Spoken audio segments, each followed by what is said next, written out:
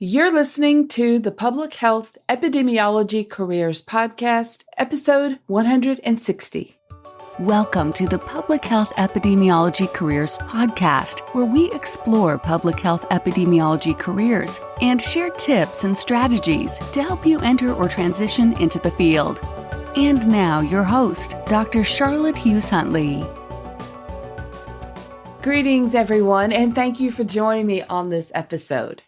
On this episode, you'll meet Derick Chia and learn about his journey into public health from his childhood in Cameroon as the son of a nurse and police officer to his public health work as an epidemiologist for his local county public health agency here in the United States, which includes COVID-19 investigation.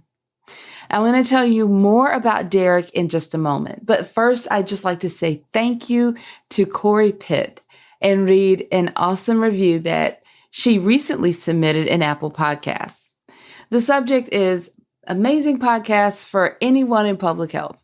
And Corey wrote, as public health is such a broad and expansive field, it's easy to get discouraged when it comes to finding your niche. Dr. Huntley's podcast offers interviews with diverse health professionals from all areas of public health, and the conversations feature insights from their career journeys, how they started, and where they are today. I found this to be super helpful because it made me realize how nonlinear and exciting a public health career can be.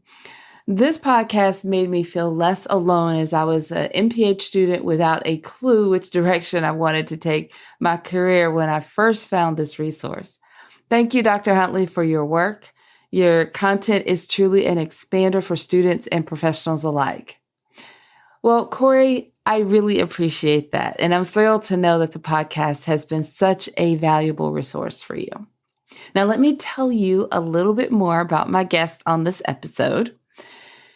Derick Chia is a public health epidemiologist for Ottawa County, Michigan, where he facilitates the collection, analysis, and interpretation of health-related data. Derick believes achieving health equity is heavily reliant on systemic data tracking and reporting to inform public health practice and policies. Over the years, Derick has acquired a diverse background in public health, beginning from his hometown in Cameroon, where he worked as a data manager with the Cameroon HIV Free Project, to working with both governmental and nonprofit organizations in the state of Michigan on efforts around health disparities, communicable diseases, and harm reduction. Derick holds a Bachelor of Science in Earth Sciences and a Master of Public Health with emphasis in epidemiology.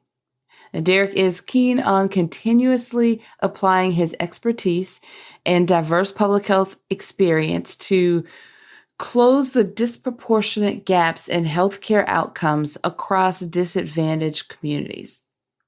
In his free time, Derick enjoys reading, playing or coaching sports, exploring the beauty of pure Michigan, good coffee, and good people. You're going to really enjoy the interview with Derick. But before I connect that interview, I'd like to share a very special announcement. Are you curious about public health consulting? Have you ever wondered what it's like? What do they do? How do consultants get started? Learn what it's like to be a public health consultant by attending the Expo. The Expo is an online event where a select panel of public health consultants and entrepreneurs who are passionate about the needs they address and the populations they serve come together and share their businesses.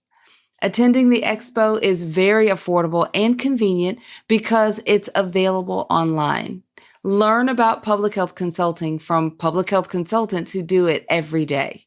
Visit drchuntley.com and click on the Expo tab from the main menu to register and attend the Expo.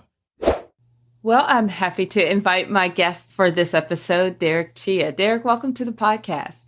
Thank you, Dr. Huntley. It's a pleasure to be here today. I'm really, really happy to have you here. And I'd love to, I've got some great questions lined up for you. I'm looking forward to hearing about your journey. So let's just start with you telling us a little bit about yourself. Tell me about your background. Thank you. Like I said, I'm really happy to be here today. I was really honored when I got the invite to be on your podcast. And I am Derick Chia, and I am originally from Cameroon.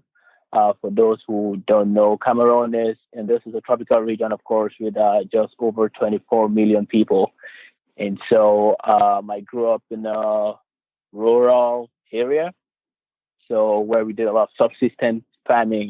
My family grew up in that area, and just more background about Cameroon. Cameroon is considered one of the less economically developed countries, where the leading causes of death, HIV, malaria, lower respiratory infections. That's a country with a very low life expectancy, with about 57 years for males and 60 years for females, and a pretty high infant mortality rate, so over 9 times that here in the United States. And so, I did grow up in a house. My mom was a nurse. My dad was a police officer. So I always grew up with that interest. I had an intersection between being a nurse and being a police officer. Not until I grew up and I found out about public health epidemiology, and I found that intersection where, hey, I could actually be a detective and some healthcare person at the same time. So I did go into the field of public health epidemiology. And so that's really a brief summary of my background. So I actually went to school undergrad for environmental sciences and geology, and I got my Bachelor of Science from the University of Buea, Cameroon. And then I moved over to Grand Valley State University here in the state of Michigan, where I got a Master in Public Health with an emphasis in epidemiology. And now I work in local public health as an epidemiologist. Love your story. I was actually thinking when you said your mom was a nurse and your dad was a police officer, I was thinking, well, he's kind of combined those, and then you said it. Yeah. Nice. This is great. I know we were talking a little bit before we started the official recording of how we've actually met twice, and I didn't even remember. But it's kind of nice how we've crossed paths, because when I found you actually through LinkedIn, your profile really caught my attention. I thought, oh, I'd love to have him on the podcast. And I just think it's kind of neat that those seeds were planted a couple of years ago. Right. It is a small world. Yeah, this is great. Oh, so tell me a little bit about, you said, you discovered public health and then kind of had that transition into that. Do you remember the moment when you really decided that, public health was going to be your career choice? Yep. So like I said earlier, I actually went to college for environmental sciences and geology. And I feel like that was just me, like most of the undergraduate students we have today, trying to find, hey, what do I want to major in? So switching majors, just trying to figure out what we think we would like. And so I just never knew public health as a thing, I never knew that part of it. Just like I feel like if you ask most of the younger generation out there today, they would either say, hey, I want to be a physician or a nurse or a pilot. And public health just doesn't rank high in the marketing environment. And so following completion of college, I had a degree in environmental science and geology. But then prior to that, I would volunteer at the hospital where my mom worked. And so I kind of had that exposure to clinical care. But then in my mind, I'm like, that's just not my thing. Again, like I mentioned earlier, I grew up in a country where the leading causes of death are infectious diseases, where treatment is available. So we had therapeutics and vaccines and even non-pharmaceutical interventions. But then we still had very high rates of infectious diseases. So this really caught my attention to say, hey, there's got to be something bigger. I'm not playing down clinical care at all. But then I'm like, what can I do at a bigger level, and just by passing that one-on-one and have a bigger impact on the population? And so fortunately, I got a job as a data manager for an HIV Free Project back in Cameroon, where we were hoping to decrease HIV transmission rates. And so I did find a mentor in the course of that experience who actually opened my eyes more into the field of public health, and just following readings and recommendations he made for me, I was able to learn more about public health. And then right away, it just clicked in right away, like, hey, that intersection of clinical care again and the numbers and you translating that to the population, I was like, that's it for me. And looking back today, I'm really thankful that I was able to make that connection. I like that. That's really good. And I think it's interesting that your story is kind of familiar to me as I interview a lot of guests on the show. And I love to hear that part of, the story when they describe how they became interested in public health as a career. And it's often where there is some event like that. And there's this sort of aha moment where there's this understanding of a bigger impact. And I'm really happy that you were able to have a good mentor to help, further, I guess, kind of brighten the light a little bit and help you understand and kind of pivot into something that you're really passionate about. Right. So how did your previous roles, like what you described there, as a data manager, for example, but that one and maybe others, how did that help prepare you for the work that you're currently doing? Right. So, that's a really good question. And, there's an endless list of things I can talk about here. But then, like I talked about, finding a mentor at my previous job who really guided me into the position where I'm at today. And so I think my previous role really laid that ground for building partnerships, right?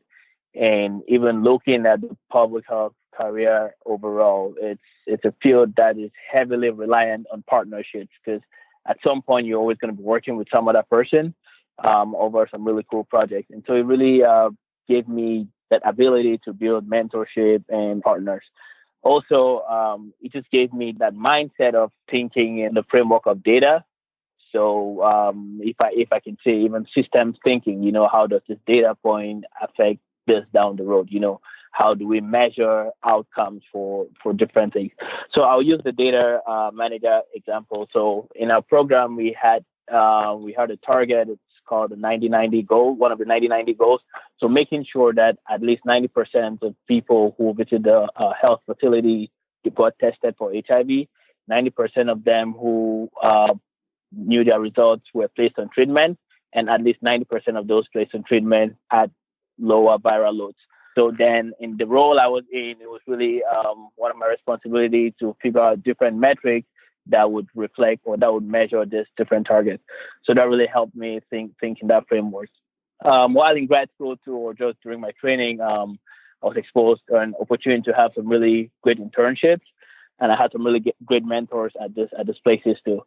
So again, in local public health, it's there's a variety of things you can do. It starts from anywhere from disease surveillance to outbreak management to assisting in writing vaccine policies. So there's just a broad variety of things in local public health. And just my past internships as well exposed me to some of those things. I sat on boards of community organizations and just learned the local aspect of public health.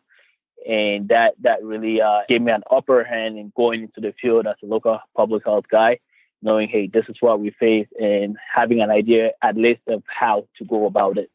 That's really, I can hear your heart for what you're doing. I can hear it when you speak about it. I know that I have several colleagues who work and are very passionate about working with the local, government, the local health departments, and really getting involved in communities. And there's a certain connection there that's really like no other. And it probably just has that, I guess, the ability to really relate and get really close with the community and feel that the impact that you're having. But definitely can hear that as you speak about it.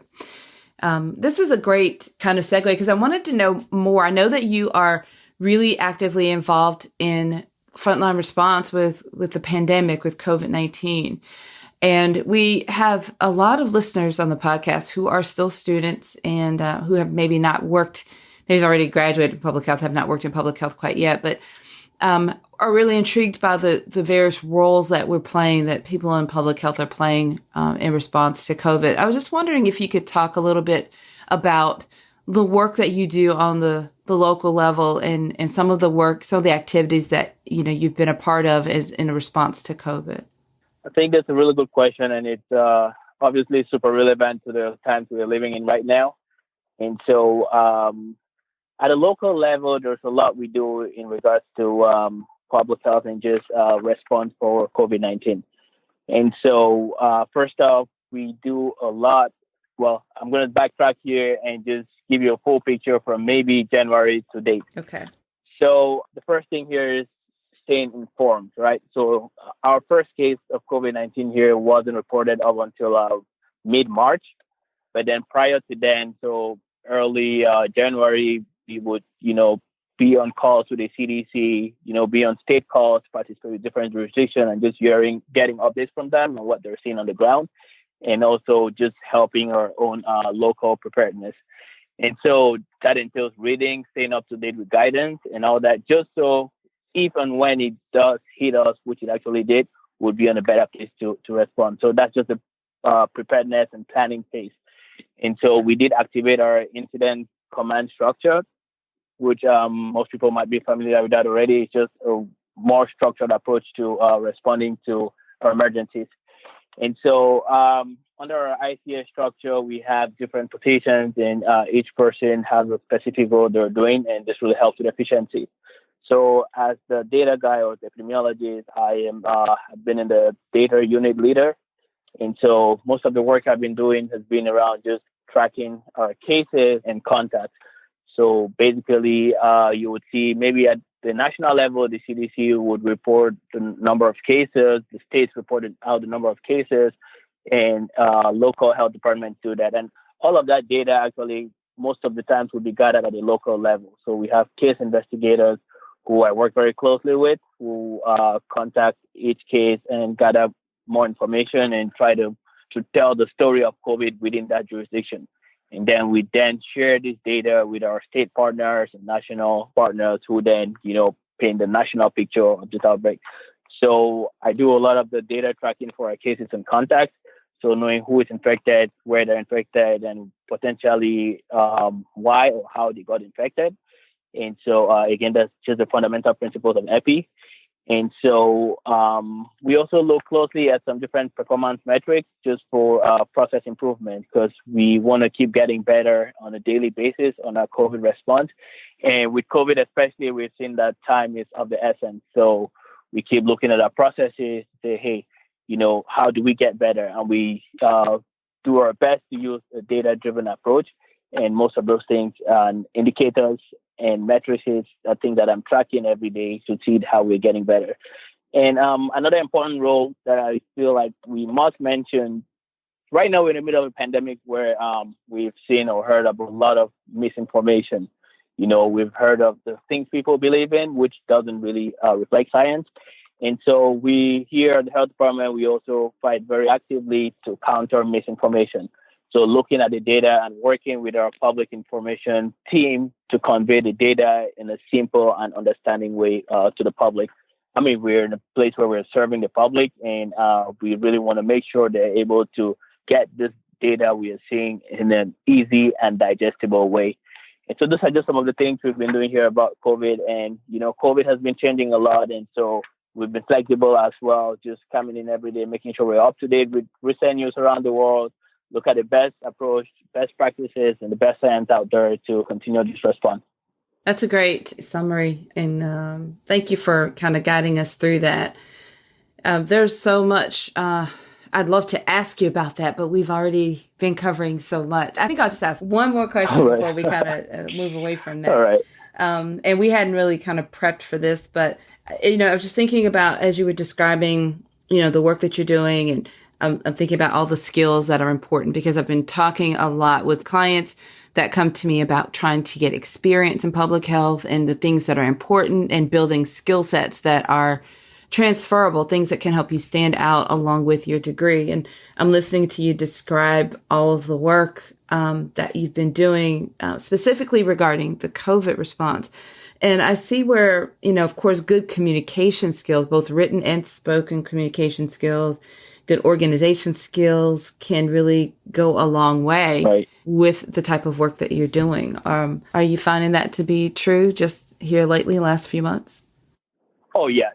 COVID is obviously new to us. And I tell people, what I've learned within the last 7 to 8 months, I think without COVID, it would have probably taken me even over 2 years to learn this, right? Mm-hmm. And so some of those skills you talked about. So good communication skills, that's very important, both within the team and to the general public. Because again, we see all this data, we all have different levels of understanding.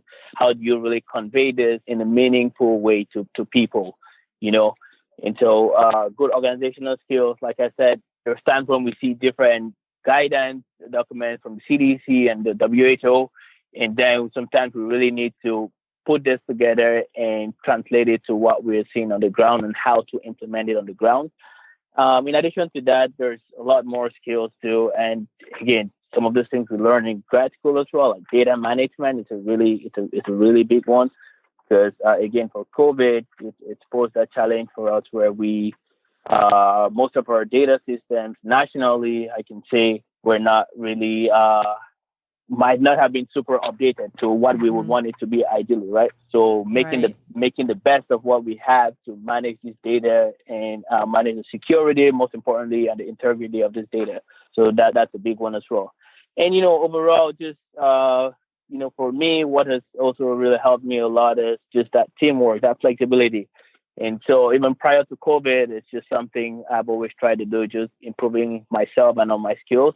Like, there's tons of free resources out there where I would go and keep learning. Oh, there's this new syntax for data analysis for SAS or R or whatever. I would just go out there and just staying inquisitive, just always trying to constantly develop yourself. And so those are just some of the skills that have really turned out to be super handy for me right now.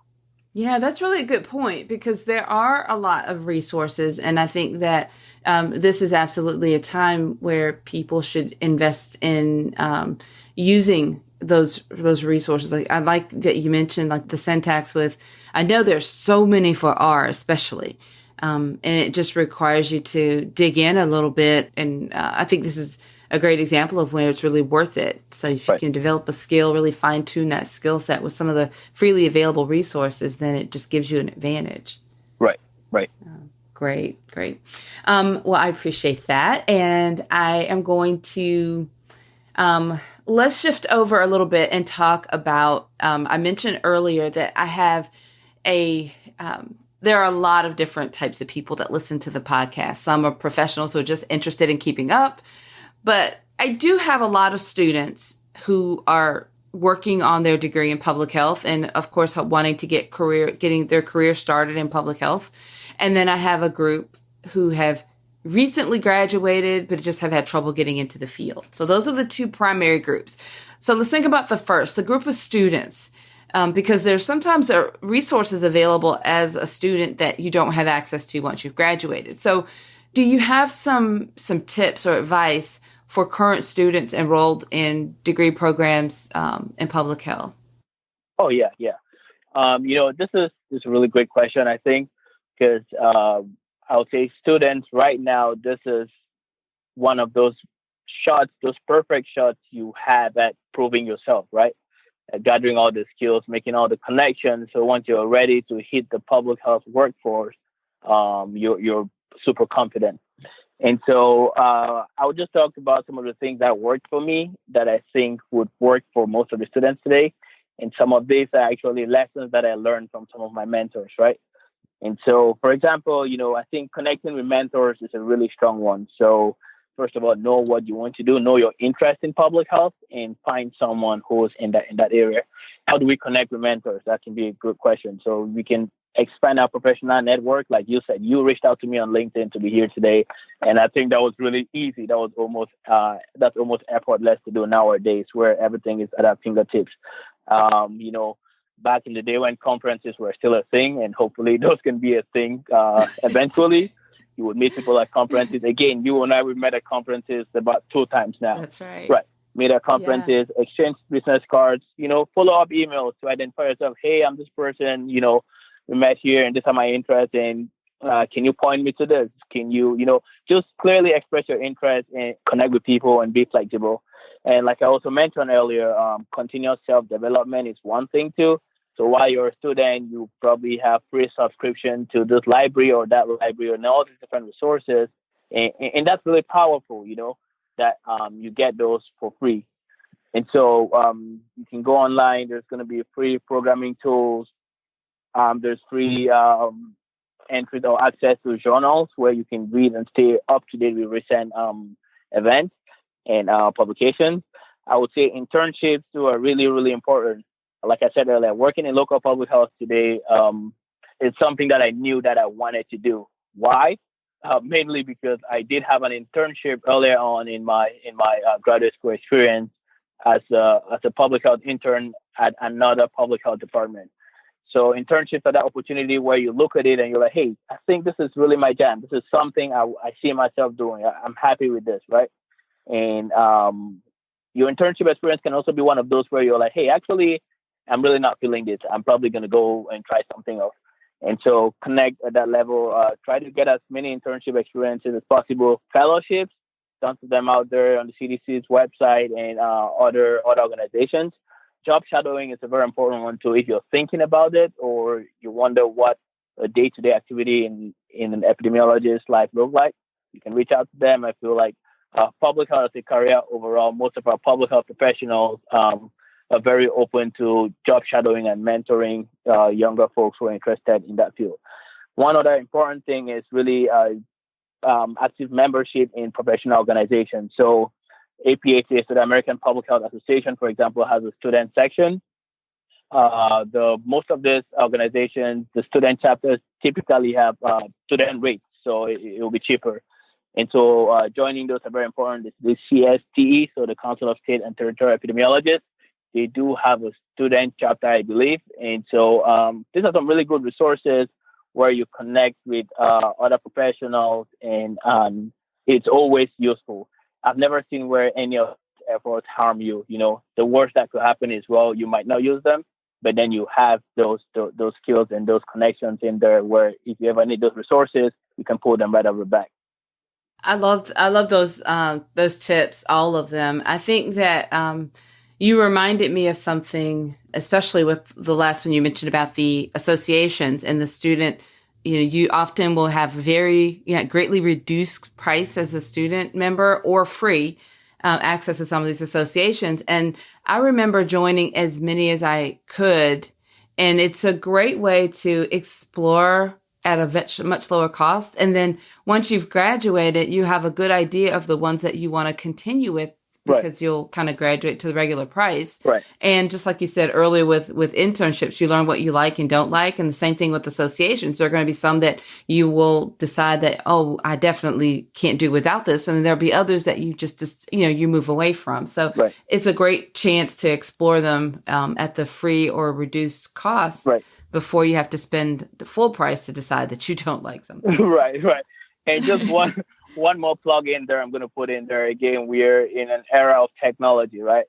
So I think a podcast like this one we are on right now, and, there's other really great podcasts out there too, where just listening to other professionals, what they're doing on a day-to-day life, listening to new updates and groundbreaking research in public health can also really be a great resource to students and early career professionals.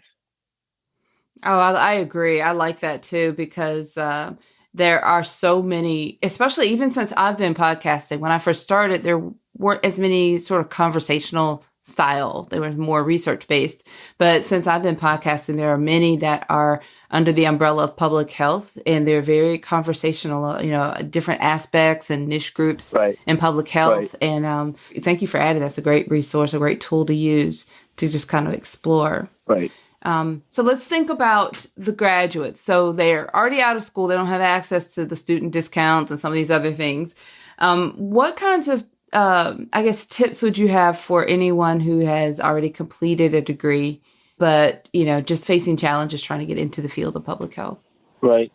And so that's a really good question, because I did find myself in that category just over a year ago, where I was really trying to getting full time into this work. And I would say just the advice I just stated earlier for current students, all of that is applicable to recent graduates as well. And one other important thing that I would really stress on for recent graduates is just flexibility, right? And so just having that understanding that, hey, because I have an MPH, for example, and you want to be the senior epidemiologist or this epi unit leader somewhere, you've got to work your way up there, right?